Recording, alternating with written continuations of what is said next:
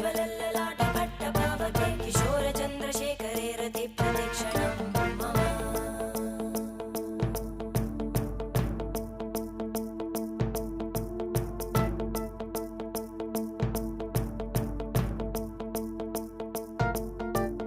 धराधरेन्द्रनन्दिनी विलासबन्धुबन्धुरा स्फुरद्दिगन्तसन्तति प्रमोदमानमानसे कृपाकटाक्षधोरणी निरुद्धदुर्धरापदि क्वचिद्दिगम्बरे मनोविनोदमेतु वस्तुनि